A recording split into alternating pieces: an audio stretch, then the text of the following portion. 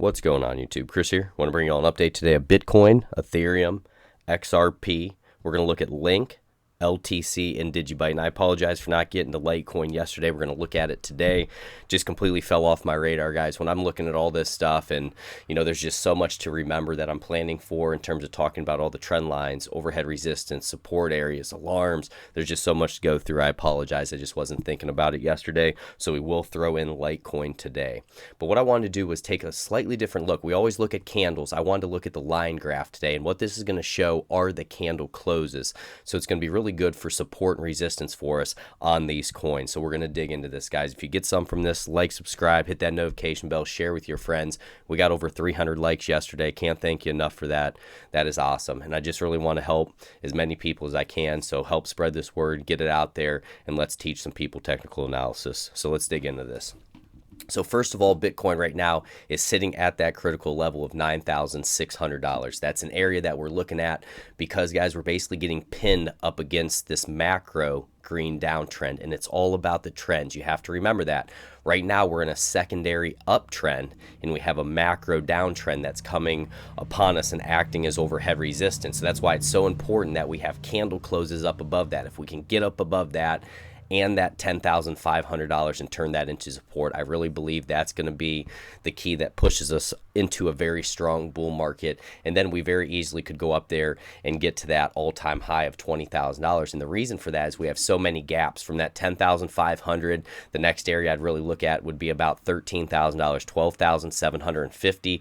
Then from there, I'd look up to around $17,351. So if this happens and we can get up above this trend line, and it's a true trend line break, out of the macro sense, I believe Bitcoin is going to move extremely hard. You can see, guys, when Bitcoin moves, it moves in 20-30% increments when there's strong, aggressive moves to both the upside and the downside. And we have been pent up for so long here. You can see my alarm's still in at $9,083 if we are to start moving to the downside. But we're still up above our 30 EMA, our 60, and our 200. And we have had our cross of our 30 and our 60 right here. And we have not crossed back down to the downside. So you can see when we have red crosses, that'll be downside. When you have green ones, we're to the upside. So if you're in a Bitcoin position, this is where you still want to stay in that Bitcoin position because we have not had any of those signs of failure yet. We're waiting to see if this is going to be continuation and a nice pop to the upside there. And taking a look at trading view, we'll pull this up real quick. We'll just take a look. 4 sell, 7 neutral, 17 buy is what we're going to be looking at. So the main areas that I'm looking at, guys, overall that we need to get up over top of is about 9,700, then 10,000, then 10,500. In terms of support, we want to hold $8,562, and we want to have continued swelling volume. That's going to be the main thing there. So that's Bitcoin, guys. You get some from that, let me know down low. We're going to move into Ethereum next. Don't want to take too much time from people. Like I said, I'm all about time, guys, because time is more valuable than money, in my opinion, all day, every day. So I want to get this stuff done as quickly as I can for you. So we'll take a look at Ethereum next. It's at $285. ETH has been leading the market, and I'm so excited to see that because that can help push those altcoins as well.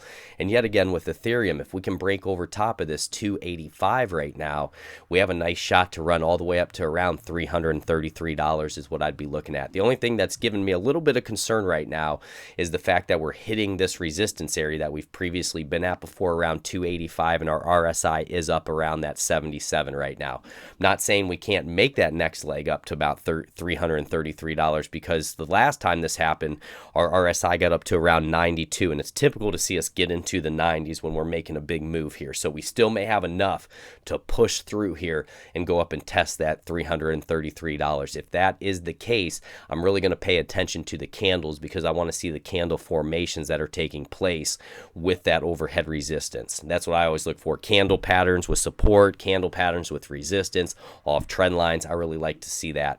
But it's so cool that we got up above that $252. We broke that resistance, and now hopefully we will turn that into support. So we don't want to drop back below $252. That was the resistance we broke out through. Ultimately, we want to hold that as support so we can try to make that next move up to $333. It's just whether we're going to cool off now and we're going to have that retracement back to 252 so we can make that next move, or if we're going to continue here, and this is going to be Jack and the Beanstalk, and we're going to continue to make a nice move. But if you're in Ethereum position, this is where you want to continue to ride that Ethereum position.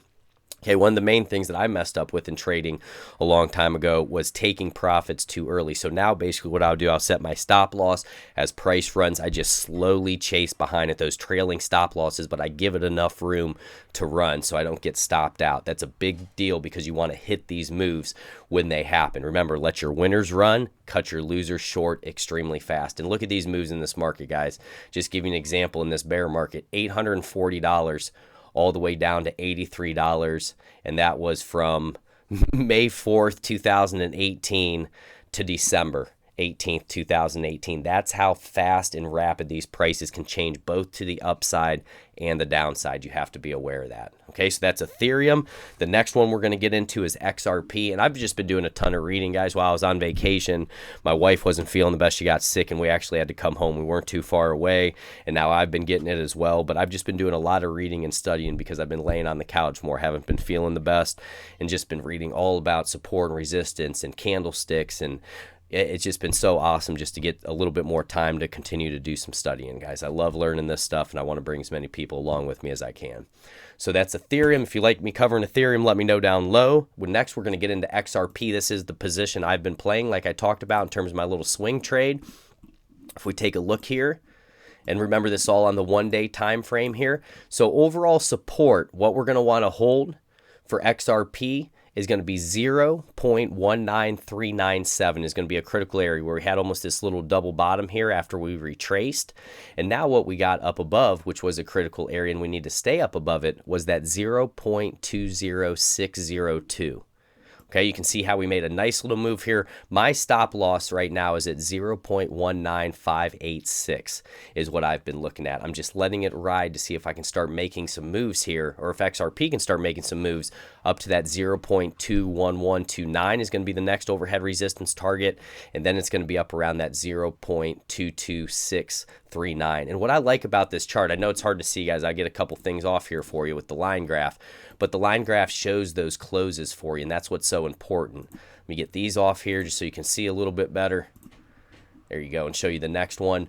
But it's nice to really watch the formations, because if we step back for XRP, the thing that I like the most, and I wanted to show you on XRP. So it's been so much more depleted than some of the other coins, and we have to be aware of that. And that's part of the reason why I jumped in XRP, because we started to see this altcoin market take off a little bit, and this has been so far behind. And I also saw this higher low get put in, which was an important area for us, and that was at 0.17565. Okay, so that's our low there. We don't want to drop back below that, but I started to see that, and then we had another higher low here. So what we need to do now, guys, is start getting over top of that 22 cents so we can start running the 25, then hopefully eventually that 35 would be the big area for us to try to get over top of, to change this trend. We've been depressed for so long in this bear market for XRP.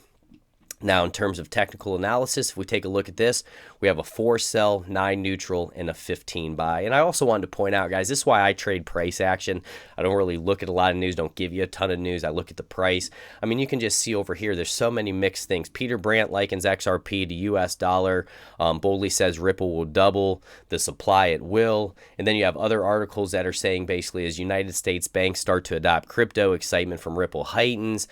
Bitcoin, Ethereum, and XRP indicators show bullish breakout, might be a false alarm. Then you have other ones saying that Bitcoin's or XRP's going to the moon. I don't like to listen to other analysts, truthfully. I don't really watch any other YouTubers or anything like that. I don't get too much into the news. I just really try to trade that price action, because I think that's going to tell you everything in the market, and that's what's important to me. So let's see if we can continue to hold, guys, up above that 0.19586 is what I'm going to look at. See if we can get over top of 0.21129. And in terms of the technicals, like we said, 4 sell, 9 neutral, and a 15 buy right there. So we are in the buy category, which is nice. So that's XRP. You like me covering that? Let me know down low. We're going to move into Link next. All right, for Link, guys, we've had such explosive moves. And you know what? I'm actually going to go back to the candles for Link just so I can get a little bit more detailed here. So with Link, whenever you run from something, guys, back here, we were at $4.88 and we went up to $9. That's a huge move. And we have only retraced to the 0.236 ultimately from this last dump that we had. We put in a hammer candle, and that's where I went from this explosive move right there, and we've only retraced that 0.236. A lot of times you'll get back to the 0.382, which would be around $6.33, even that 0.5 around 570. But for me, I've traded Link twice. I've got profit from it. And for me, I think it still needs to cool down a little bit. If it blasts up and it goes new all-time highs, then that's great. I'm happy for the people in it. And guys, I don't marry any coins. If I missed a trade on this one, I'll look for another coin that potentially could have a trade. I have no emotional attachment to coins anymore.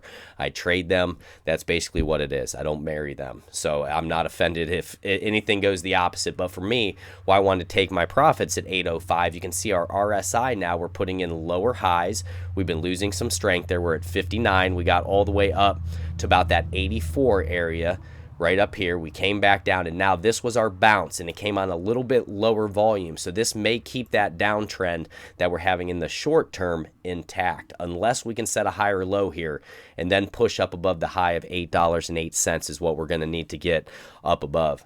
You know, even looking at news here, guys, where it'll be so back and forth. Chainlink prints harrowing reversal sign after 500% rally from March lows. And that's what I'm saying, just that it's been such an explosive move. You have to realize that something's doubled in price, and there's a lot of people who are going to take their profit. It just is what it is.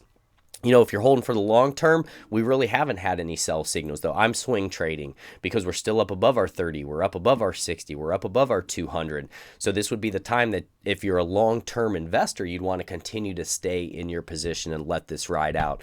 But for traders like me, it's looking just a little bit more sticky here. When we had that climax volume up here, we basically had like a long leg or almost gravestone doji. It was just some warning signs that were coming with that volume dropping off. So I want everyone just to be careful there. We'll have to see if we consolidate sideways or if we're going to get more of a cooling down process before we potentially could get that next pump to the upside. If we take a look at our technicals here, we have a 15 buy, we have a 10 neutral, so the neutrals are creeping back in, and then a 3 sell, oscillators, 1 sell, 9 neutral, 1 buy.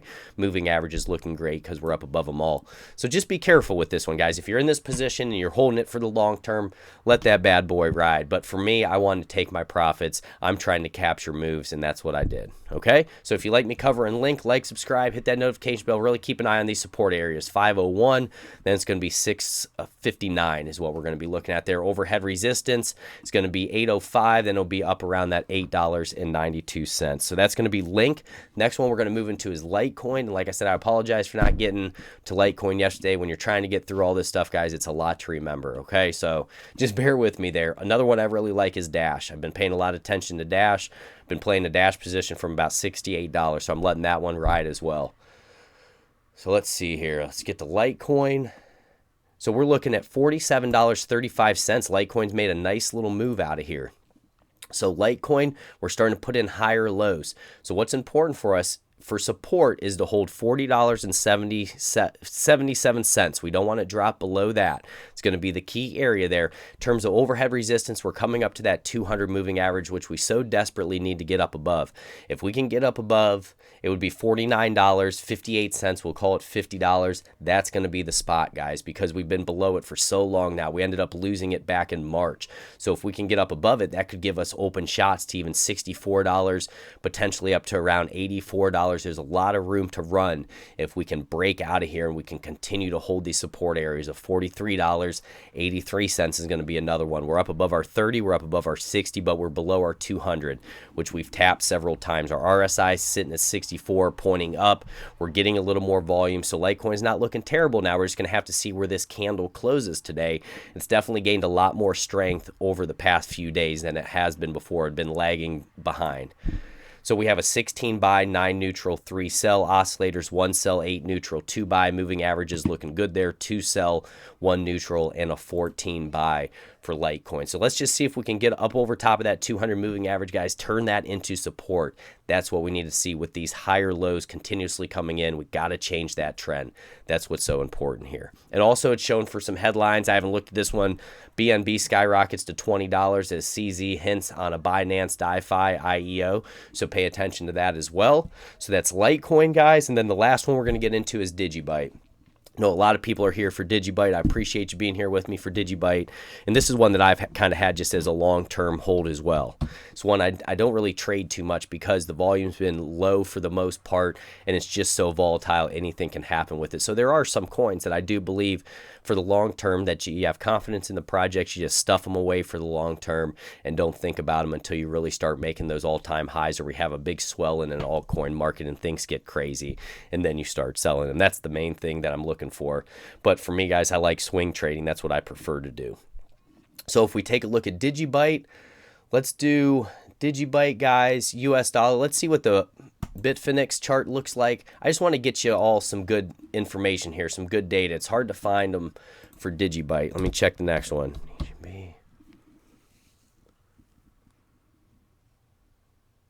You know what? I think we might have to go back to Bittrex here, which that doesn't even give me as much as I would want.